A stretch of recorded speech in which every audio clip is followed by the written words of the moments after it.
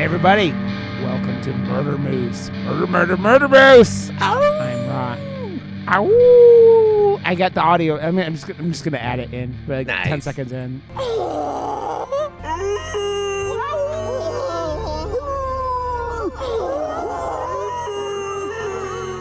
We're gonna add some moose sounds.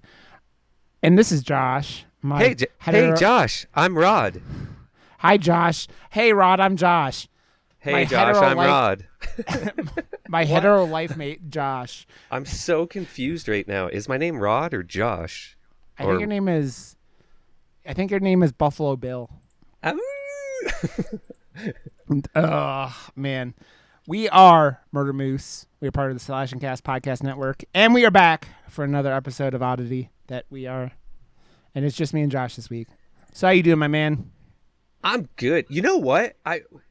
Who were we talking to? And they said, I only do old movies. And I was like, yeah, we only do old movies. And I was like, wait a second. No, we fucking don't at all. We did Psycho Goreman that came out not too long ago. This just came out. And you know what? I fucking love doing new movies because then you're not tainted by someone else's review because there isn't any, you know? Like there's really not many people that have talked about this movie, if at all, or around my circle of people that I kind of look up to and would, I guess, have listened to and or seen a review. Nothing exists for this movie, and I love doing that. I love being the first. This movie is fucking great, by the way. It's wonderful. I saw Chris Stuckman review it, and that's about he reviewed it like 3 weeks ago. I always love Chris Stuckman because he's in my neighborhood of where I grew up in Ohio. I used to watch him all the time, and I haven't been really on YouTube in the I don't know, because I haven't uploaded to my YouTube in so long, and that's what I used to do over on YouTube, is review movies for a long time by myself. And because we do it together, I feel like that's I don't know, I was thinking about doing some other movies potentially. It's still horror because that's my thing, but I don't know, doubling up, is that a thing? I mean, it's whatever you want to do, man. That's what content creation is for us, right? It's an outlet to do cool stuff and talk about stuff that we find interesting, right? So it's I guess it would be an opportunity to plug the podcast on my YouTube as well, and vice versa, right? Yeah, definitely. It's I would love to make more YouTube. I'm already so far behind on our stuff with the putting the show on YouTube right now. So I think the last thing I reviewed was Uncle Peckerhead on YouTube, and to be honest, I would love to do that with you because that movie is fucking fantastic. Uncle Peckerhead, it's got 100% on Rotten Tomatoes. That's pretty nuts. Yeah, that's on my list of things I want to watch, and it's one of those things. It's funny because I was looking through some shit the other day, in my piles of crap in my room, and I found I bought Becky on Blu-ray, and I still haven't watched that. Oh, it's such a good movie, dude. And that girl, I think she was in Annabelle Creation. She can act. She carries that movie on her shoulders, and there's something about her eyes, the way she she acts with her eyes, and you can tell that she's gonna be potentially pretty big when she grows up, I think. It's funny because it's you can see pretty young if someone's naturally talented as an actor, right? It's you look at Jennifer Lawrence and the stuff she did in her early teens, right? Was it the Bones? Lovely Bones or whatever it was called, or it's not Lovely Bones, but the Winter Bones. Winter Bones. I think Like that. That movie was Winter's really Bone. good. And Winter's Bone, yeah. And she's really good in it, but that shit's fucking depressing as fuck, man. It's not a very happy movie. Yeah, that was on every critic's list that year. Yeah, well, that was one of those indie darling movies where it was nothing it kind of reminds me of what the movie Broom with Brie Larson that was one of the first things I ever saw her in. Where it's this little small indie, just pure drama movie that's it's the first thing I ever saw Elizabeth Olsen in was Marcy May Marlene, and that movie is another small. She's from a huge like acting family, and she is Yep. so much better than her sisters ever were in like every Yeah. respect. In like she's It's so good. it's funny though. I wonder though if what would have happened with the Mary Kate and Ashley, like because they were so young, right? Like they stopped acting and they're like Yeah, but they made an when they were empire teenagers. off I of know their they did, name but and stuff. what I'm saying is though, like their sister didn't start like appearing and stuff into her like late teens, early 20s, right? Yeah, And so it's right. like how good would their sisters have been if that was when and they weren't Right. like just doing oh my gosh like Billionaires. Michelle, yeah. I mean, yeah, I mean they both try to like live normal or lives now, right? So yeah, it's pretty interesting, but yeah, Elizabeth is really really talented, so Uncle, it's but cool. that Uncle Peckerhead movie, that is just filled with lovable characters. You can't help but just love every single character in that movie. Like the Yeah. creator of the movie just I don't know. There's something about every character, how they're written. They're so relatable to me because of being in a band and touring and just like Yeah. the struggles of all that. I've met these people and I've had very similar like situations in my life, and like Yeah. it's so funny and gory, and I love comedy and gore. They just go. It's like peanut butter and jelly for me, man. A lot of Yeah, people don't I like comedy and horror, but I fucking love it, man. I mean, what's the movie we talk about every week? Psycho Gorman. It's just Fucking comedy best. and horror, and like, yeah, it's funny, man. I feel like I can really, really appreciate a dark horror movie, but man, if something is good like a horror comedy, I could probably watch that more times than most. Like, I think one of the movies that I've watched more times than most horror movies is Shaun of the Dead. Oh yeah, totally. When that first came out, it's- I was obsessed with it. But Yeah. then I was obsessed with Edgar Wright because Yeah. he's fucking Edgar Wright, man. Speaking of, I cannot wait for his next film. Full on horror. He's back, man. I cannot wait. It looks really fucking weird and trippy, kind of like what we're talking about tonight. But like, yeah, it looks really weird, and he's doing a period piece, but it's not only a period. It's just very It fucking reminds odd. me of like what was that Paris movie? Paris After Midnight, I think is called, or something like that. Or fuck, that's totally not what it's called. I don't fucking know what you're talking about, but you talking about the Ethan Midnight Hawke in movies? Paris. That's what it's called. Owen Wilson, Rachel McAdams. It's not a No, I horror haven't seen that movie. one. It's a Woody Allen movie, comedy, fantasy, romance. But That one, yeah. and it's like a period piece, but he's going back in time type thing. That's what Mm-hmm. it kind of looks like and reminds me of. It's kind of like that, but yeah. So Yeah. that movie is so well done too. Yeah, that was, man. Woody Allen is such a piece of shit as a human being. Yeah. But like, like every time, like I haven't watched that many of his movies because he really kind of was like a before our time, even as like guys in our mid-30s. But he's put some things out that like have come out since then that are pretty high quality, like highly regarded movies. But it's just like a dude that like was grooming his stepdaughter when she was a teenager is a very like creepy thing to me still to this day. And it's just like it just kind of makes it watching Woody Allen movies like, nah, I'm good, man. I'm good. I'm good. I'm good.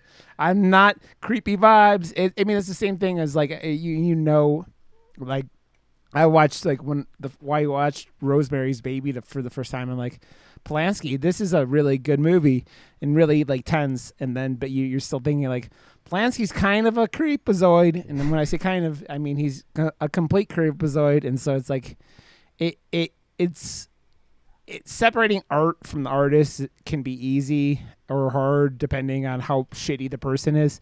But it doesn't make it like easier to go into stuff like that and be like, yep, so Fair enough. so yeah, but it's a lot like there's a lot with artists, and I mean artists are weird people in general, like not weird, but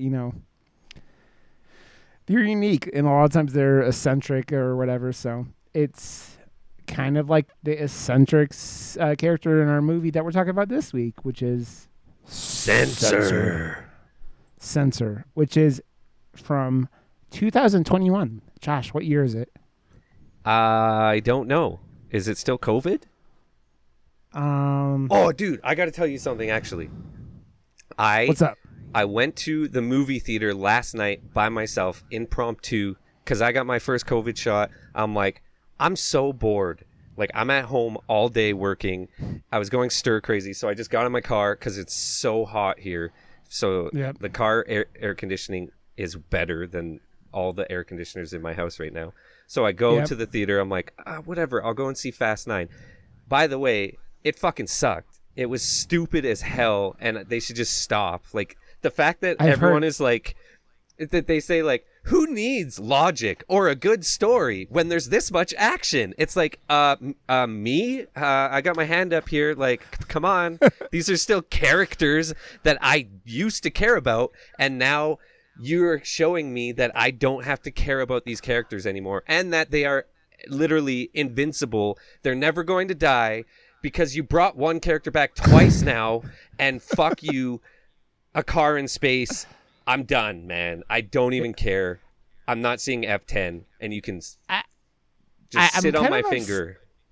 I'm upset because they promised that movie was coming to HBO Max, and then all of a sudden decided at some point and didn't say anything that they weren't going to put it on HBO Max. Like, that was supposed to be one of the movies that released on HBO Max, and I think enough theaters opened that they were like, "Oh, fuck this, we're not going to put it on there." Like, well, you assholes can't keep. I mean, like, they put the Conjuring on there, like they put like all these other movies, but Fast and Furious 9, it's just like, God damn it. It probably made a bajillion dollars over the weekend, even with like whatever, because of, the United States opening back up. But And I it's not chipped a going to do. tooth on popcorn kernel. So just to just to make everything that much more memorable for the movie experience, I chunked a fucking tooth off. I'm like, God. So yeah, it was Josh, great. you had a day, man. You had a day. At Hey, least you have I a new got to computer go out. now. I got to eat theater popcorn and do the whole experience, but I was just upset that that's the movie I got. Like, it's not. Yeah. The story is so paper thin.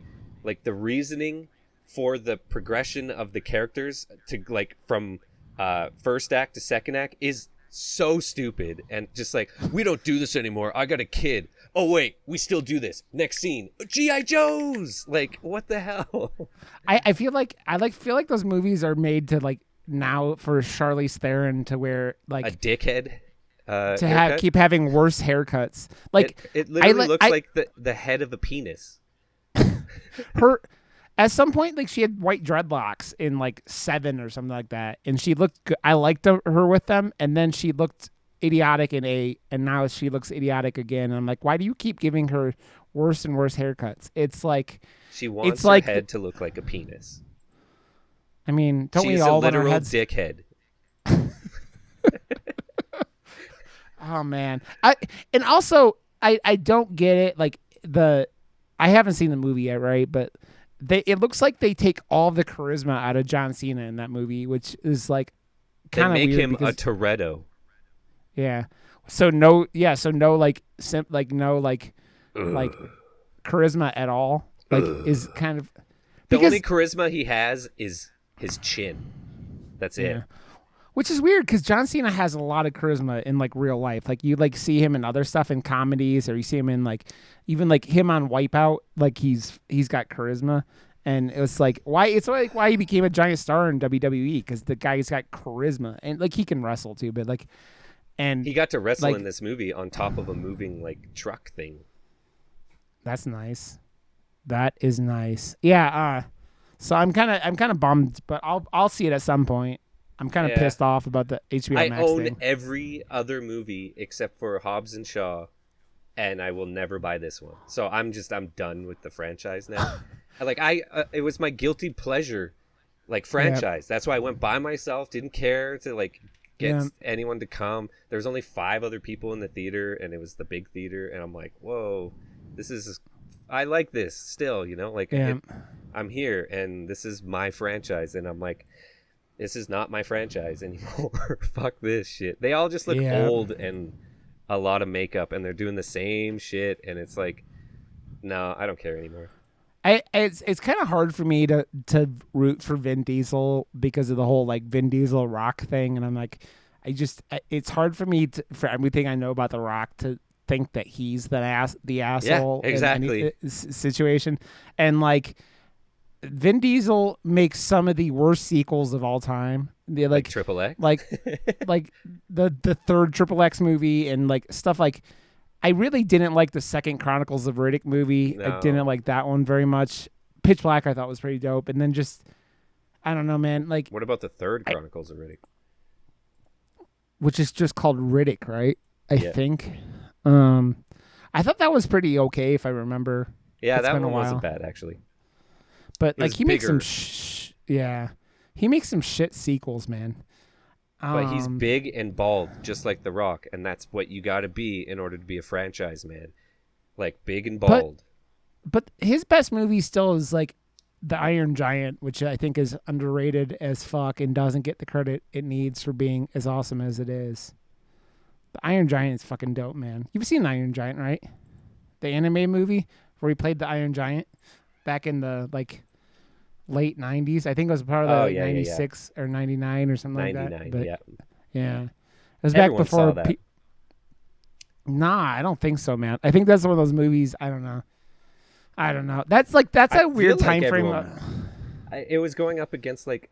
I just thought it was another Disney movie, to be honest, but it was a Warner Brothers movie. Dude, I saw something and we were completely on a rampage of like random shit today.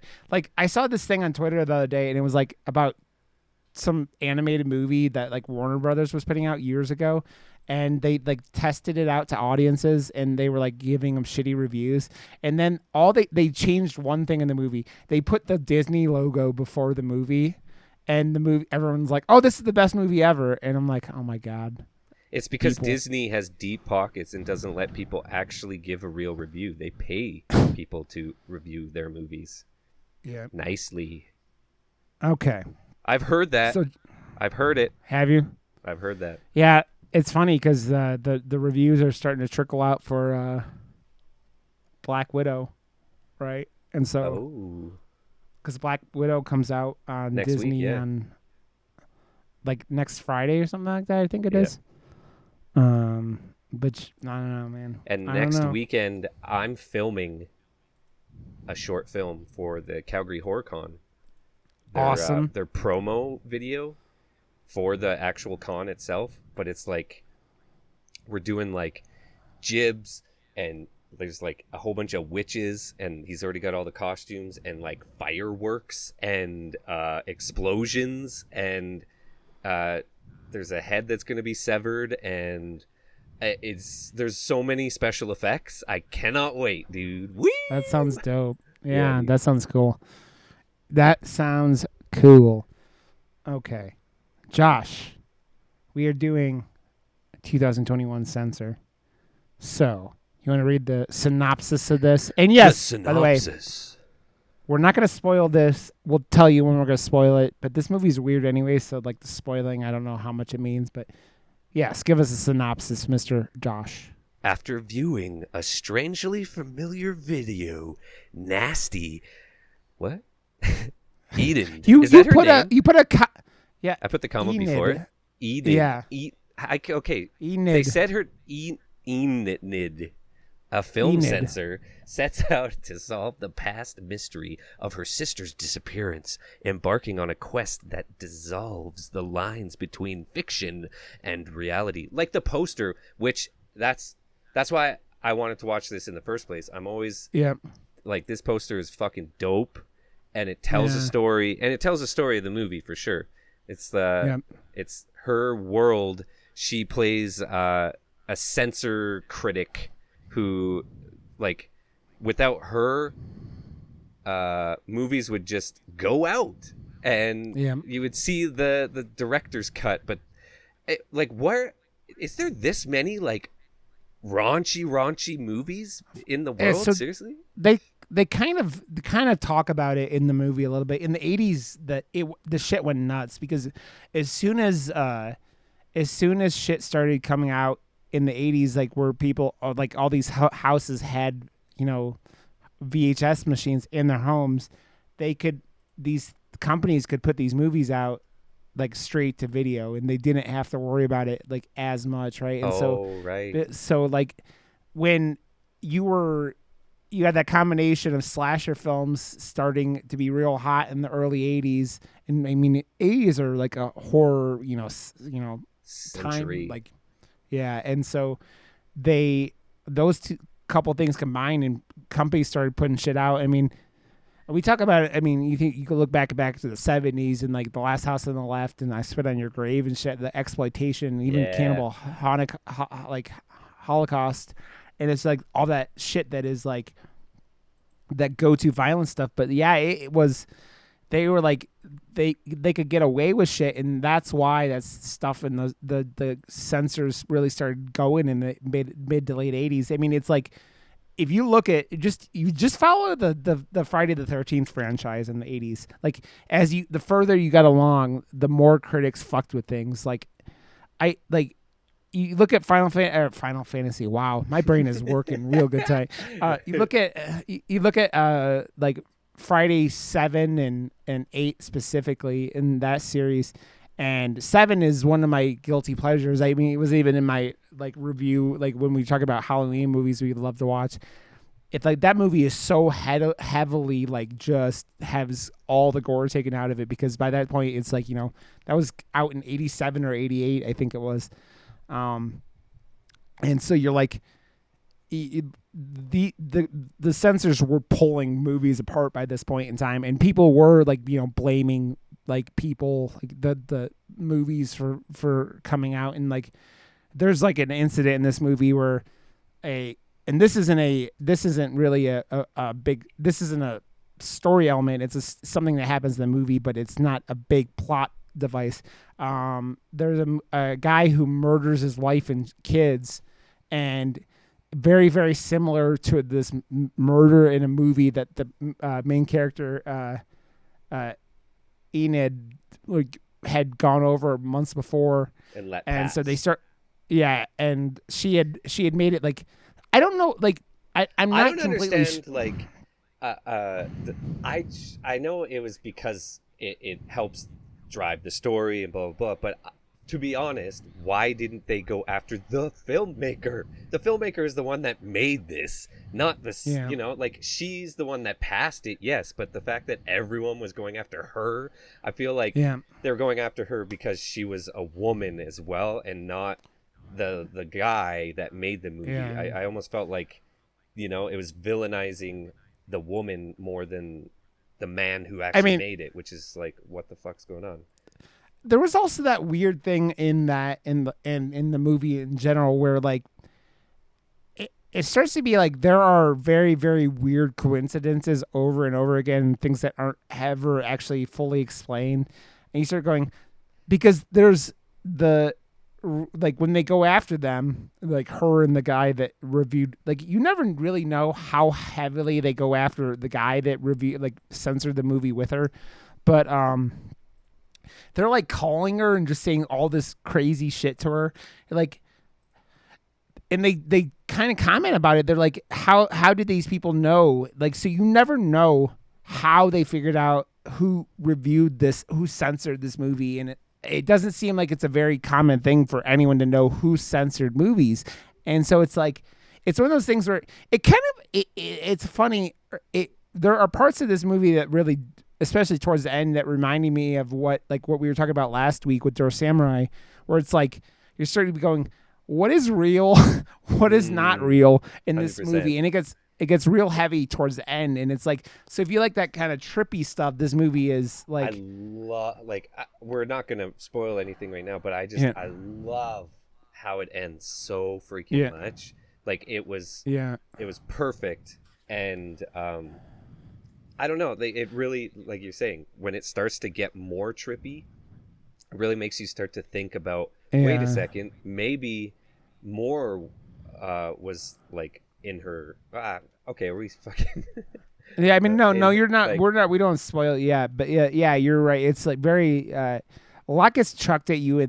This movie's only an hour and 24 minutes. It's a real breeze of a watch, but like they chuck a lot of you at you, and like I would say that this movie probably starts a little bit slower for an hour and 24 minutes. Like the first act is kind of setting is a lot of setup, and there's a I lot of cool stuff.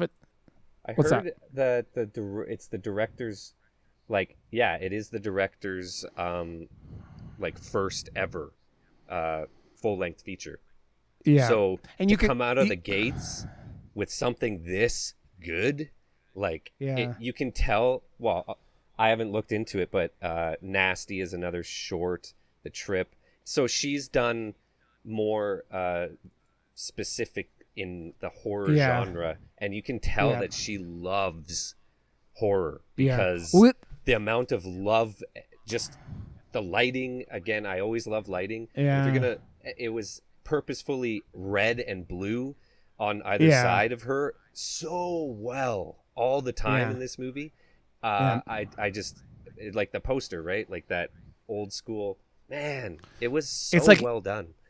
it's like you paused the Yeah. movie, right? Like it's like Well, I if you're paused not. it a few times, and every frame that I paused it on, it was an amazing like still frame. Oh So yeah, the movie shot like cinematography wise is fucking awesome.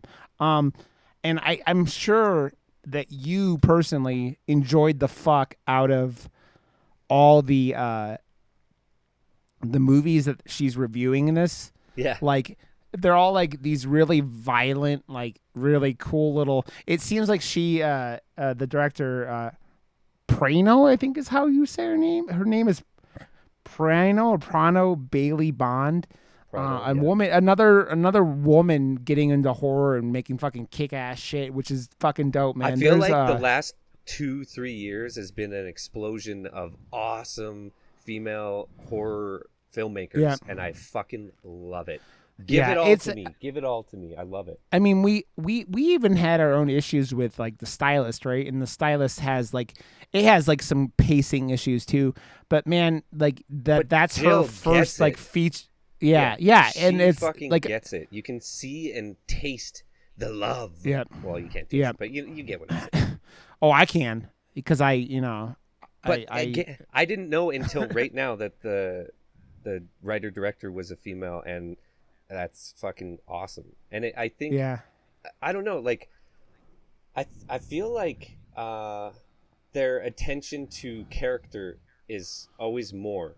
Like I don't see it that way as much. I see like the big picture of like what I'm creating and stuff, and I really have yeah, to like work on the character study more. And I yeah, feel like I'm getting to that point now, and I'm like honing in on when it's done really well. And yeah, this movie and the stylist, both character yeah, wise, so fucking well, so well done. yeah.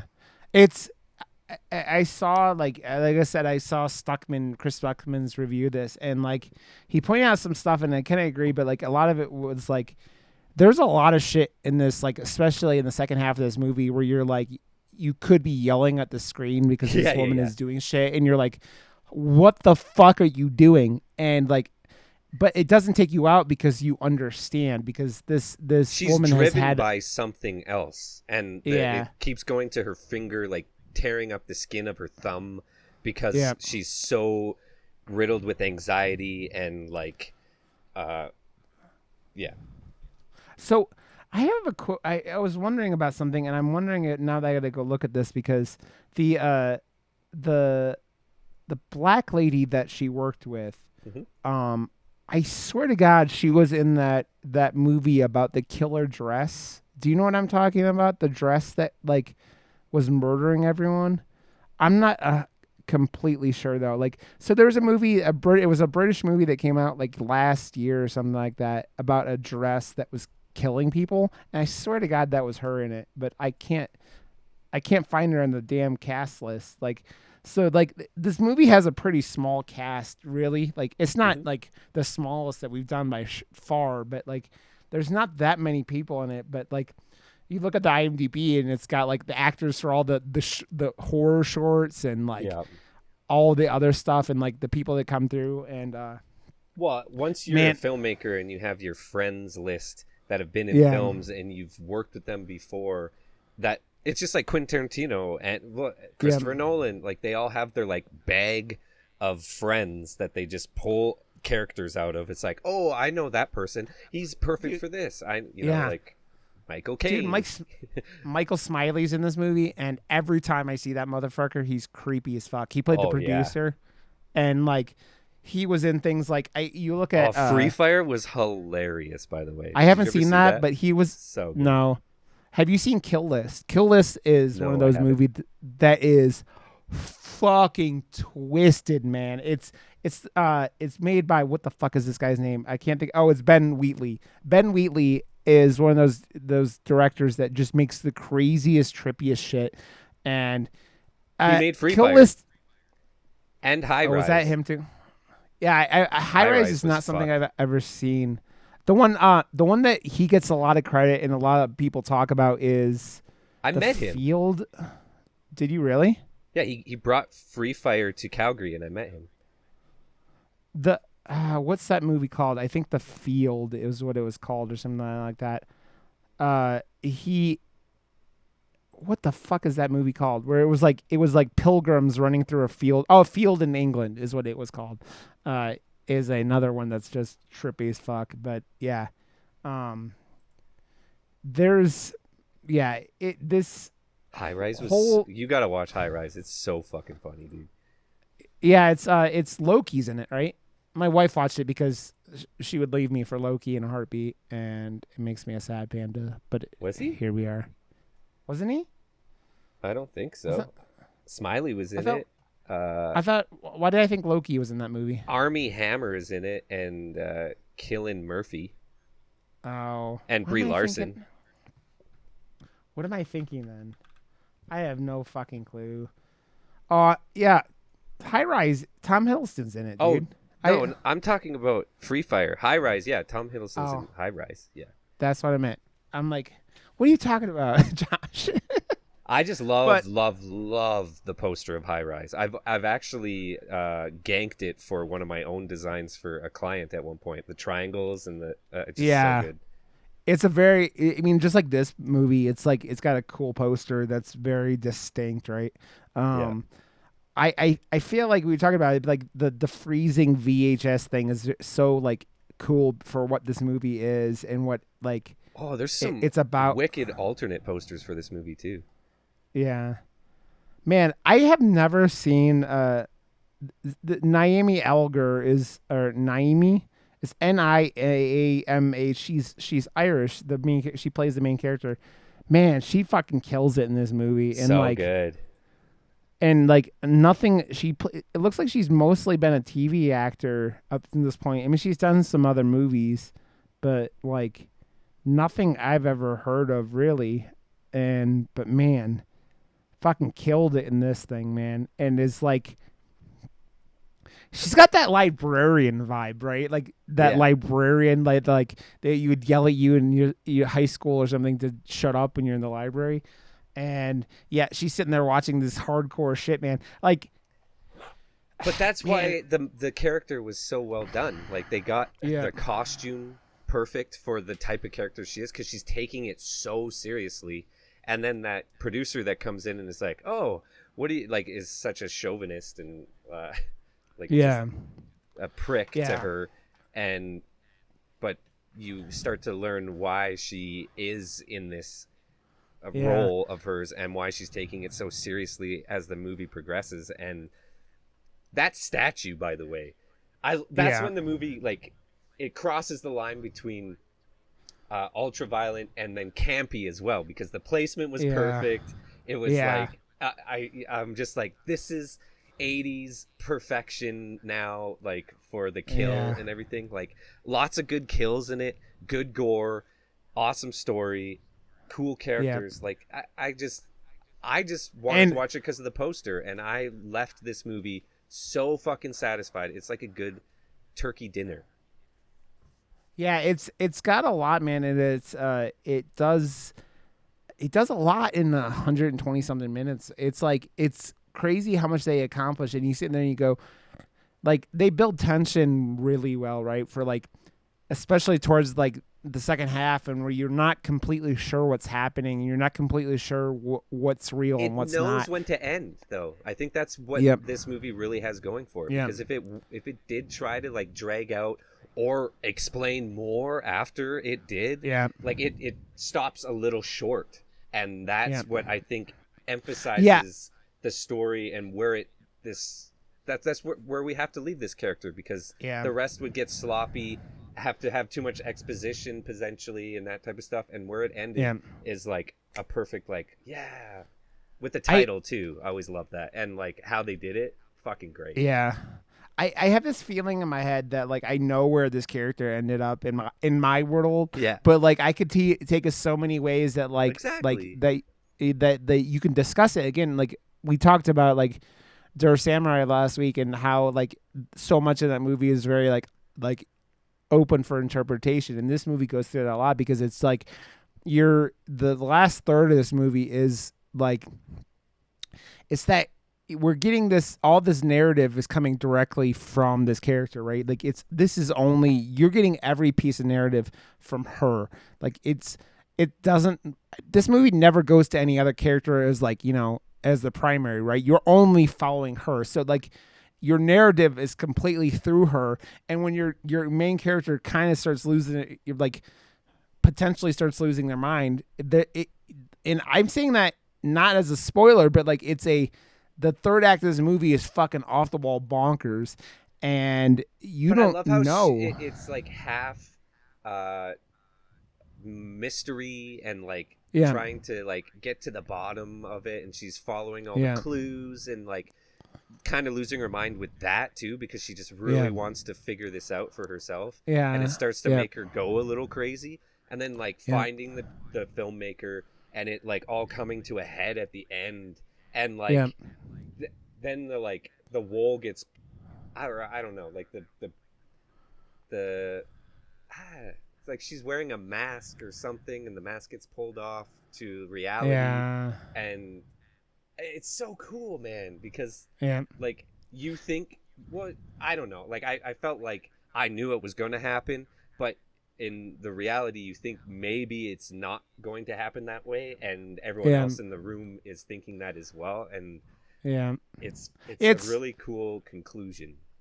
Yeah, it's funny because it's like you have, like I said, you have this character doing all this stuff, and you're like, no, don't do this, and it's like, and but like, man, you see how much this character has gone through, and they do a really good job of just kind of like, they tell a lot of story through non-verbal dialogue, right? That you get Yeah, story through newspaper clippings, you get story through like partial like flashbacks, you get story through like these weird like, it's almost like the death psychotic certificate and images. stuff. Yeah.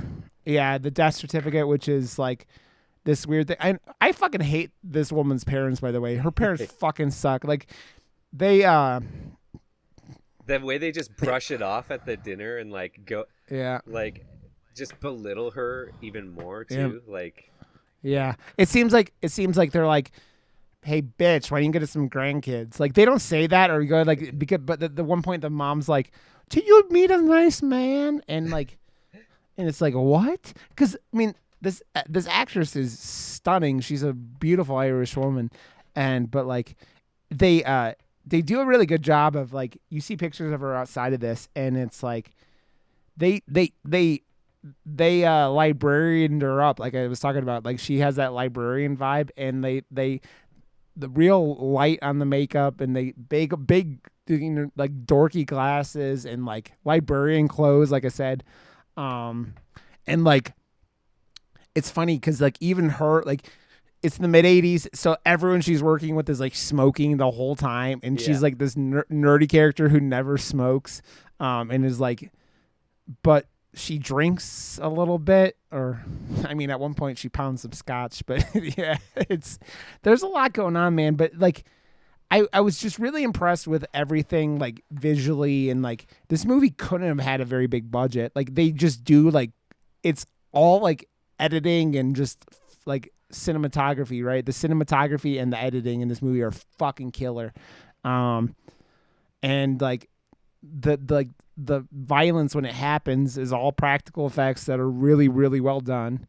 That's what I'm And you go, saying. The damn, love for horror is yeah, there. So like the yeah, craft, and I think there's just something as a filmmaker that I love about movies that have filmmaking in it. It just like yeah, this love for filmmaking put in, yeah, and then you get to see behind the scenes stuff, and especially in the horror genre, this one yeah, is all about that. And then finding yeah, the filmmaker at the end and his like the way he's talking behind the camera to get to the core of the human behind the actor and see yeah, what they're capable of and stuff. I really enjoyed that part yeah, where he was kind of like, no, you got to do this, like, okay, then get the fuck yeah, out of here, like if you're not gonna give me everything I need. And I'm just like, whoa, like this is cool. yeah. I always love behind the scenes shit. Yeah, well, I mean, it reminds me. We've seen stuff like we've watched stuff on here, like One Cut of the Dead. Like One Cut of the Oh Dead my is gosh, a love letter to people who making horror films, and this is like I I I've don't already know, told like, so many people to watch that movie. I'm just like, I don't care if you like Japanese movies or if you like movies or well, actually no, I know you like movies, so just fucking watch it. Just shut up yeah, with everything else. I know you got this show to watch and this fucking whatever. Put them all on the back burner and watch One Shot of the Dead and love it and then get back to me after you watch it. yeah, Seriously. exactly. Does it's not as much of a like pure love letter, but No. it's a art piece of this stuff, and it shows you like what this like. It kind of reminds me a little bit of 8mm, if you remember that movie with Yes. Nicolas I Cage, loved and like that how movie. the snuff films and Snuff stuff like films, that. yeah, And for sure. yeah, which my dad took me to when I was about 15 or 13 or something like Snuff that. And films or I eight was, millimeter? I mean, 8mm, but and I think he may have traumatized me a little bit watching that movie when I did. I saw that But movie yeah, really young too, but I don't remember it like really overly getting to me or anything. They don't show too much in it, do they? I don't remember though. I don't remember. I just remember it being fucked up, which it is fucked up. The sense, yeah, the subject Yeah, matter is extremely fucked up. yeah, I can't believe that that's like before dark web, or I guess like as the dark web was like in its yeah, infancy. So it was like yeah, the real dark world yeah, behind, like in back alleys and like the yeah. back of a farmer's market. Well, it kind of reminds me of a little bit of like what this movie kind of is hinting at, Totally. right? Like Yeah. it's like again, not story elements, but there are The under the counter movies that aren't on the yeah, shelves, but if you're yeah, cool and you've been vouched for, okay, yeah, we can rent this to you type thing. yeah. I've never seen you in here before, but so I'm not gonna get fucking fired or I like love have my that video scene though store. when she's Yeah, like, no, I can fucking hang. My favorite movie is ultra gore, yeah, fucking whatever, and the yeah. scene where he fucking I'm just like, oh shit, like she's She's, just I mean, proving how metal she is right now. yeah, she's like, I've seen some shit, motherfucker. Yeah. I mean, and think about it. This woman has probably seen more hardcore shit than 99% of the population Oh, because she sits there and she's the one who cuts the shit down and tells them what to cut I love and how how much. the line keeps coming up throughout the movie. Like, I do it for your safety, but really, Yeah, she's doing yeah. it for herself as well. She's Well, definitely liking this shit. yeah, Like, and you have to sit there and go, well, you think about it. Like you and I, we've been doing this for a while now, and we also both know a bunch of horror people. Horror people can be like, they're not like every horror person looks like this, and this, or yeah, acts like this, and this, right? for sure. Horror is something that can touch anyone and everyone, and like this is a character that you go, they sell you off that like, oh, she's just this boring lady that doesn't want other people to have fun or doesn't want other people to see this fucked up shit. Girls And then you go, just wanna have fun. but as the movie goes around, you're like, well, is that really all it is? Because and then this lady might be a little cuckoo, just might be a little cuckoo. But yeah, so let's like wrap She up like loves it. not yeah, let's wrap up non-spoilery stuff. But like if you get a chance to go see this movie, rent it, stream it, or whatever, go do that because it's a cool ride. Like it's a lot of fun, and it's a lot of like you going scratch your head going, what the fuck? And which I appreciate, because again, it's another movie that we can sit there and talk about and go, well, this isn't like doesn't hands feed you like everything and to give you all the plot elements and like complete the story for you. No, you're going on a ride and you don't know where the fuck you are, but you're gonna go on a ride and you're gonna enjoy the pretty colors and the blood everywhere and all this stuff, and it's kind of where it ends up, right? Yep. Yep. Josh just like giggled a little bit. It seemed like Josh is like giggle. Did So I yeah, go see giggle? this. You kind of giggled. Did You I gaggle? giggled. You gaggled. Giggle gaggled. That was weird. So yeah, so go see this. So we're gonna spoil this a little bit. Like, I really just kind of want to talk about like a lot of the plot elements of what happens towards the end of the movie. But we could scroll through everything that happens at the beginning. So you basically meet this character, and she is. We talk about she's a film censor. That's why the movie's called Censor, named Enid. And as you slowly get along, you're figuring out some things that this girl lost her. Like, you figure out someone died early on after she has this discussion with her parents, and you figure out that it was actually her sister, but you don't know, like, you don't have any context. And then this is where like you kind of get later on, you get these she's going through some stuff and goes through these old photos, and you see that it was her, like the photos she has of her and her sister, and she's like, at least a couple years older. Her sister was 7, I think they said at some point, right? Yeah. They were both 7. They go out into the woods for some fucked up reason to play Ring Around the Rosie in the woods, like it's some Conjuring movie or something. Yeah. And something happens. Yeah. Well, it goes. This girl must have been kind of a troublemaker when she was little, because her dad goes, "Why you couldn't listen?" Or like he yells at her at something like later on in the movie, and like basically he like blames her like at that point, right? 100%. Like towards the end of the movie,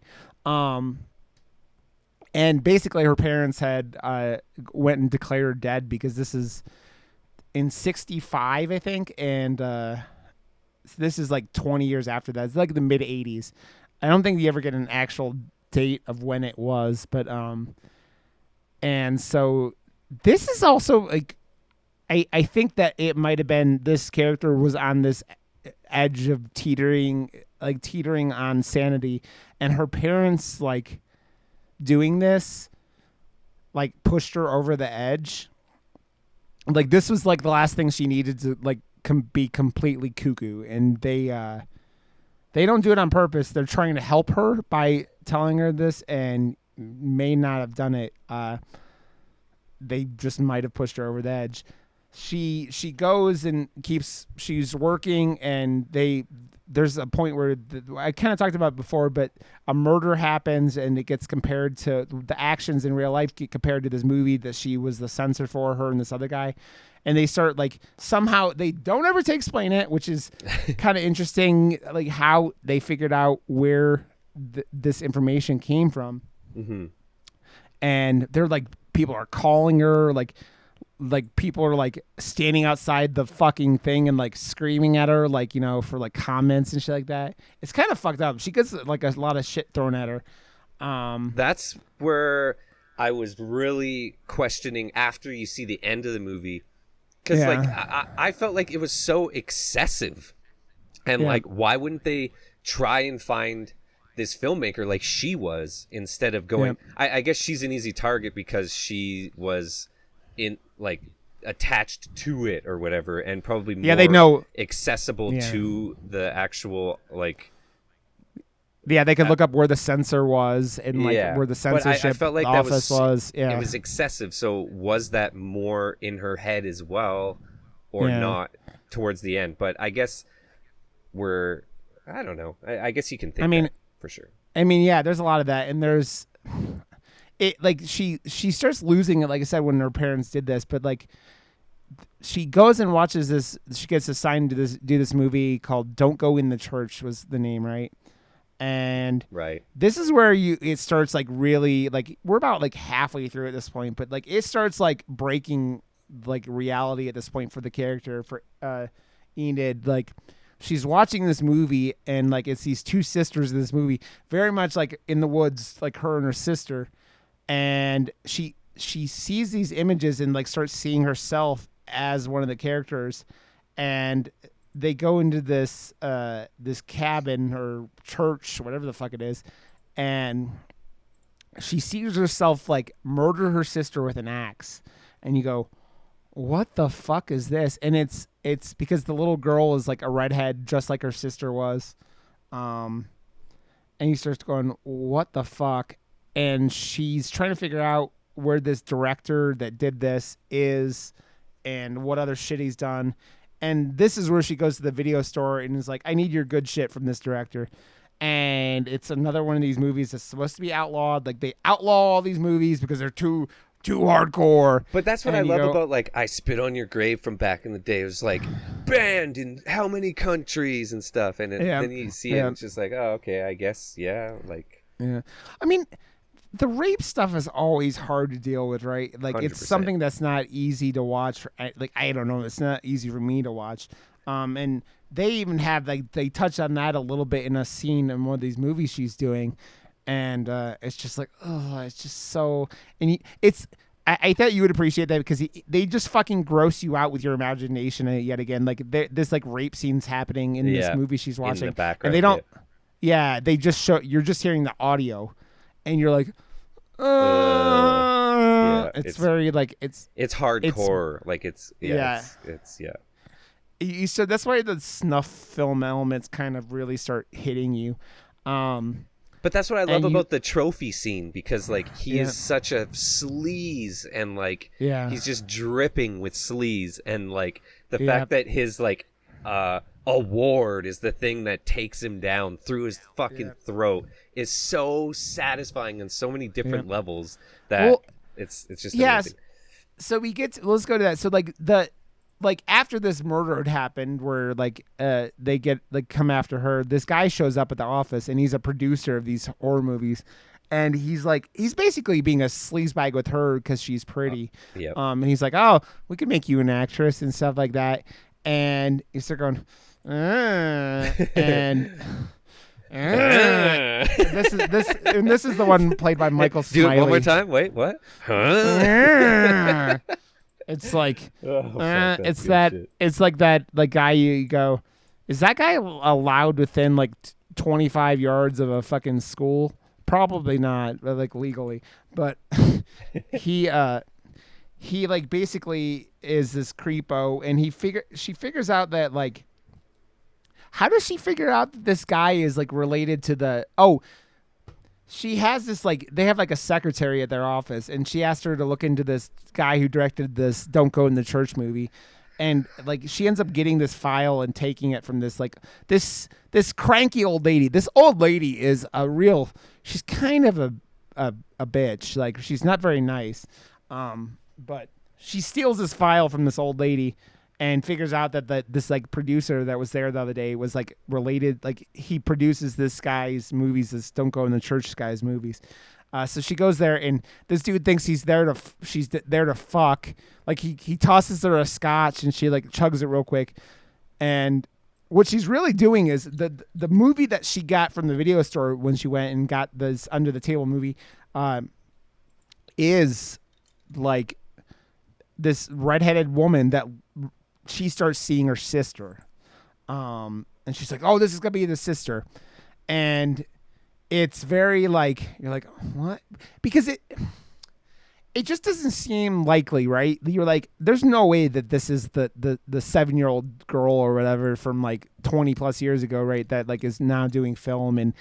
But it did kind of remind me, like, because you hear more and more about like people turning 35, like women turning 35 in Hollywood, and just like going, okay, we're done with you, right? And they kind of like, that producer kind of says that a little bit in this movie. Yeah, she's she's like, hit her prime, or she's past her prime or something. Yeah.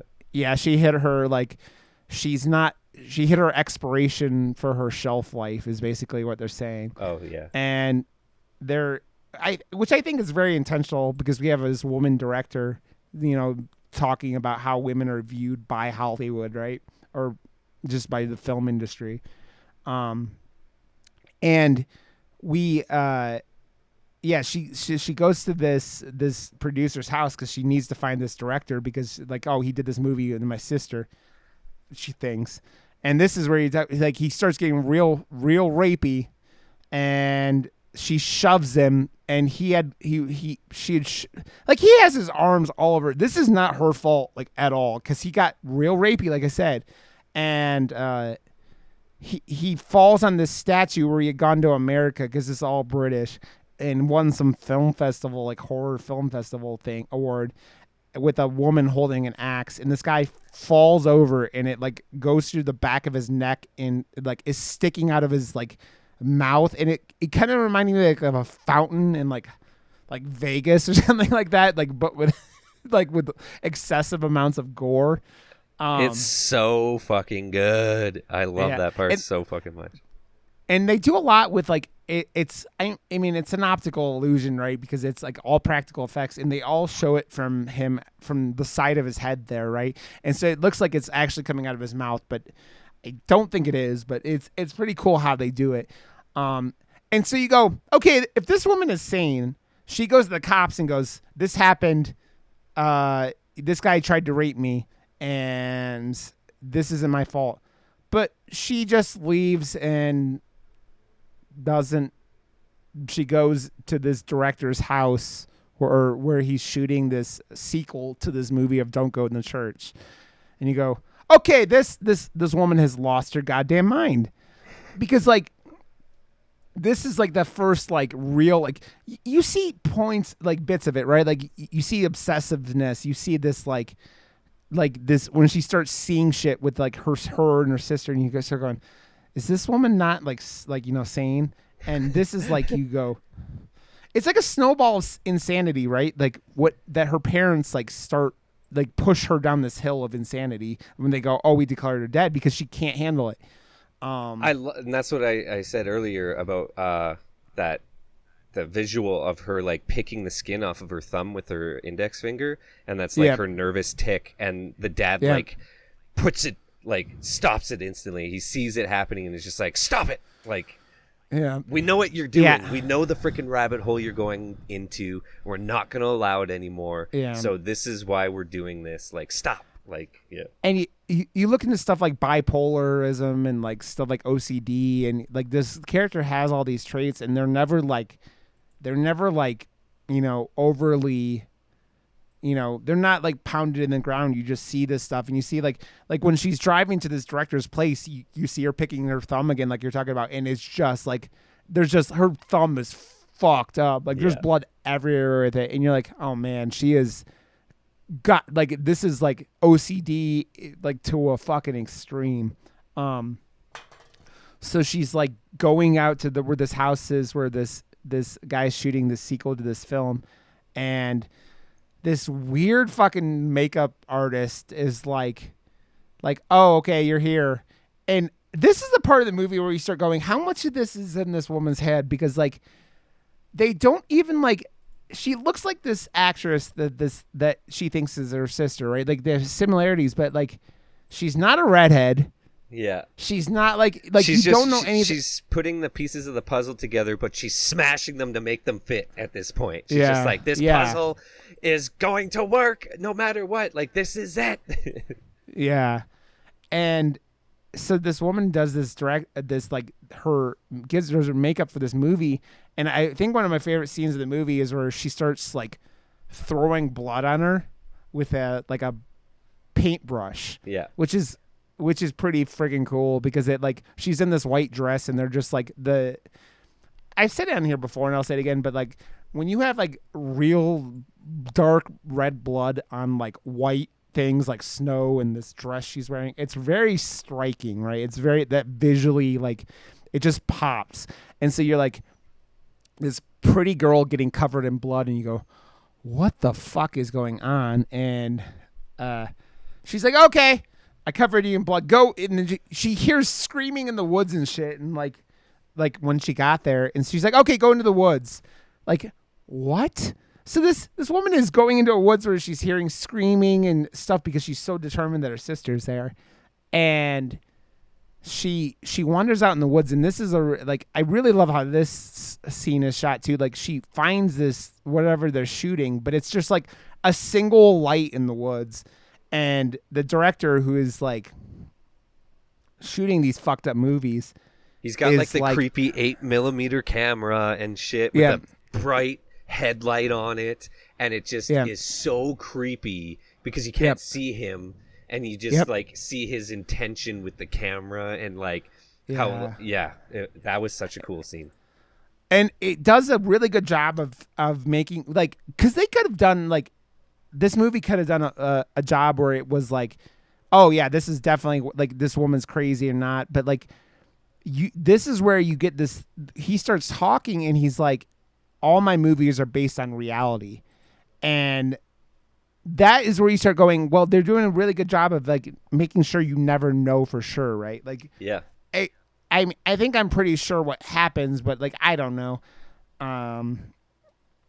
And like he's like trying to get her pumped up for this movie, and he's like, what I don't get about it, and maybe it's because like I feel like this director who seems like very, very like intent on making this kind of movie that's his movie, he would realize that this woman isn't one of his actresses or whatever. Like how does he not know that this is her, or like not someone that's supposed to be here or what? It's very weird because they talk about it like people not showing up for this guy and like half the crew's not there, but you go, it's very, very odd with how all of that's done, right? And he like they ends up like giving her an axe for some reason and going, okay, go into this church, which is the church that she was seeing in these like visions and like this original movie. And she goes in, and this there's this guy, his name's the Beast, right? Like, I think is what it. Yeah, he has like. So the producer, when she went to his house, has this poster for this Beast character, and it's obviously another movie this guy produced. And he's big, like kind of like a caveman looking dude, but like half man, half like Bigfoot or something like that. Like it's a big, tall dude who's really hairy and got like sharp teeth and shit. And he's like sitting there, and he's like, "Oh, you're here," and like threatening this redhead who is like the girl she's looking for that she thinks is her sister. And then Enid axes this dude in the chest, and you go, what the fuck just happened? Because you know this woman is like kind of losing her shit here, but you go, how much is she losing her shit, and how much of this is real? Because she does this, and then it's completely sold for like a little bit here that this is completely a movie set, and this woman just walked onto a movie set and murdered someone with an axe. And then the director and the there must have been another cameraman somewhere come in, and they're like, what the fuck is going on? And like the cameraman throws up. It's such a cool. I love that whole thing, because then it shows, oh shit, back to reality, and it's like, oh fuck, like this isn't just us making a horror movie anymore. This is actual horror. I love that, like, weird right before it, the mouth inside the wound of his chest that's just like, and you can tell that she's full on lost her fucking mind, because that's when it switches back to reality and people are puking and and that's one of those things where I'm pretty confident like this whole end of this movie is like, it's like her tilting back and forth farther and farther from sanity to like insanity. And then she chases, it's like she like decapitates the director. Which is funny because it's a callback to like her talking about decapitations earlier on, right? Yep. And then chases this her sister into the woods, and she's like, I'm not gonna hurt you, and the woman's like, you just killed my friend. Like she was friends with this actor, and she's like what is wrong with this bitch? And she's like, but you're my sister. She's like, I have your sister, and it's not you crazy bitch. And but like then it goes very, very into like this is like I'm pretty confident the whole end of this is just completely in her mind, right? Like this is like her mind is making this like ultimate like happy place for her because she's fucking cracked so hard. And like it's like her sister going back, like her taking her sister back to her parents, and like everyone's so happy. And it's the cover of that other movie, right? Like the like with the house and the rainbow and all the shit that they had seen earlier in the movie. And you're like, what the fuck? It's such a cool scene. But so I just assumed like the whole like towards like the end of this movie is just like her and like I don't even know, like she's just in like a coma or like just gone into like, you know, like a vegetative state where it's all like she's not like responding anymore. She's just like, you know, there in her own head, because I don't think she's like, I don't know, she just like completely lost it when her sister ran off. But like what's your opinion on when like is she broken? Or I mean, that's what I assume. But what do you mean? Like when were you getting the same thing out of this as I was, that this was all completely in her head and this woman is just completely bonkers, and that like everything in the last couple of minutes is completely in this woman's head, right? So were you getting the same thing? She was censoring, like the guy said, who was censoring movies with her.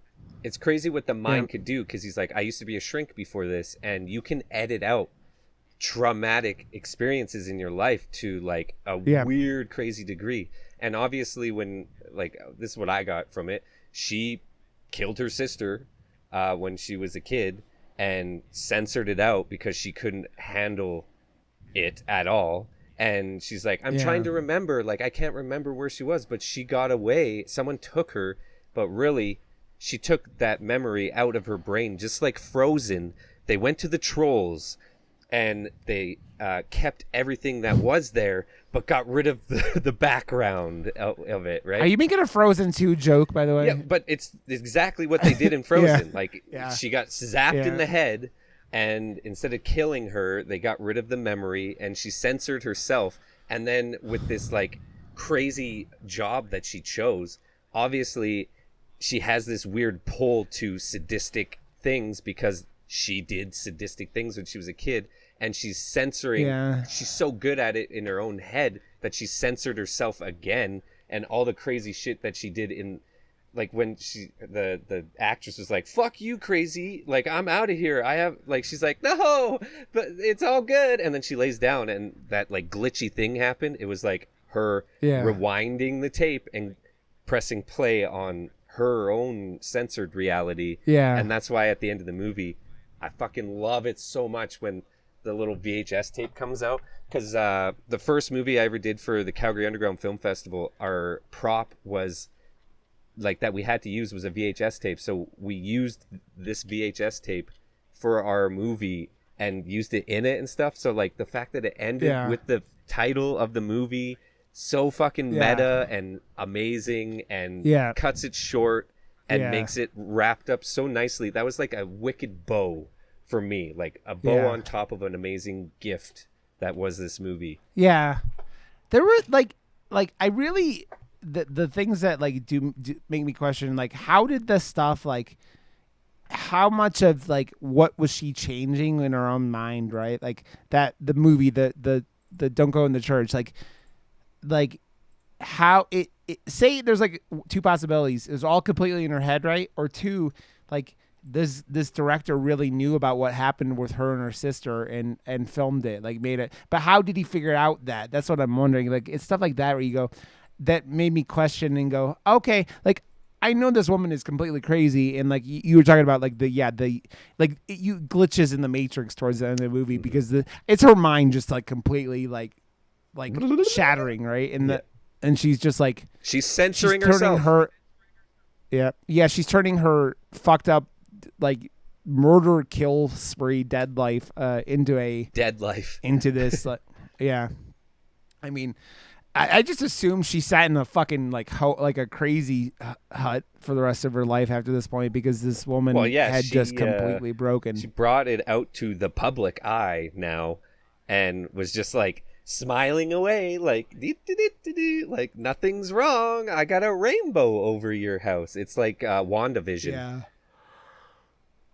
Yeah, it's like, man, I really would like to talk to this director and be like, so how much did this direct character actually do before the end of this movie? Like, did she kill her sister? Like, I kind of got that she killed her sister too, but I wasn't like, that's where I'm like, how fucked up is this woman's mind though? Like, you know, that's the part where you can sit there and like talk about it, because like, there's no ever like, so like it's never written and down like definitely what happened, right? Like we're both guessing with what we got from it and like what clues we gathered from it, but yeah, it's never like giving you that. No, like it's not like spelled this out, is what but happened. that's like that's what I definitely took from it for sure. Because the movie's called Censor.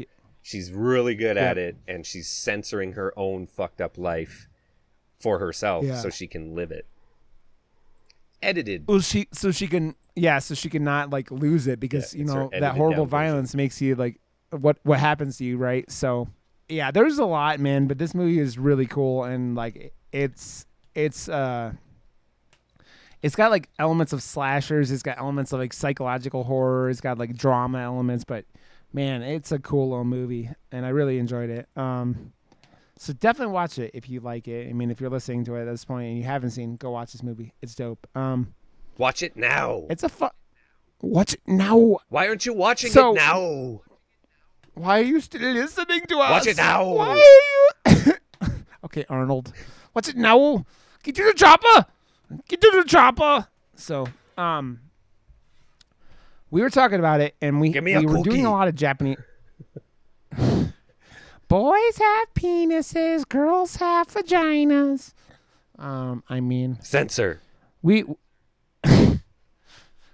been talking about a lot of Japanese movies, and we kind of stretched out like the last couple of weeks and have done like a British movie, and we did a German movie. But we were talking about it before the podcast, and we're gonna do another Japanese movie next week. Woo!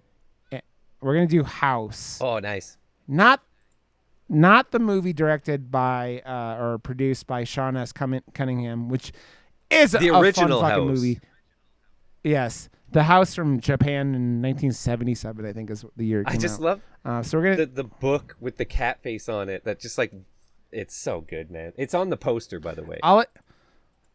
I've seen parts of it, but I've never seen it. Like I know the crazy like heads floating and like the so piano funny, monster thing, and so so we're gonna talk about House. Go back to some older, probably like the second oldest movie we've talked about after Black Christmas. So I saw this. This is what I love about CUF, Calgary Underground Film Festival, because like outside of the festival itself, during the year they do like special one-off, like they'll bring in an original print. I saw the original print of this movie in theaters, and it's fantastic, man. It's fantastic. Yeah. All I know is from what I've like seen, bits and pieces that I've seen, it's very like it almost is like you took like a crazy anime and mixed it with like live action Japanese horror, because it's like all over the place like that. Like it's a kind of a bonkers movie, right? See, we love movies, so like that's what I love when movies like this come, or other older movies, original prints, and they have the original trailers still on the print in 35 or 85 mil and stuff. It's so cool to watch that. Yeah. Okay, well, I'm excited then. So I'm excited. This is one of those movies that's been on my list for a while, so it'll be exciting to dive down into this House from 1977. It is 1977, right? Am I? Yep, 77. Losing my damn mind. Lose your goddamn mind. I've been saying a lot tonight. I lose my damn mind. Shut up, Gizmo. Gizmo's making weird noises at me. So, okay. Well, Josh, we're recording this a day early because you're going to party tomorrow. So yeah, I'm going out with the boys. The boys, cool, man. Well, have a good time, and I love your face, and I'll catch you back here next week for another episode of Murder Moose. Okay, buddy. We'll catch it. Oh, you know, I keep forgetting to say this. I might just put a fucking thing at the beginning of it. Come hang out in our Discord. murdermoose.com. Rate us on iTunes. Yeah, I have a giveaway ending tomorrow, but I put one of the steps that, like, this is a Gleam one, so there's a whole bunch of things for entry, and I put a few things in for Murder Moose, so I think there's been a few more things. Murder Moose! So your homework is house, everybody. So we love you, and we'll catch everyone next week. So bye! Josh, you didn't bye. Bye!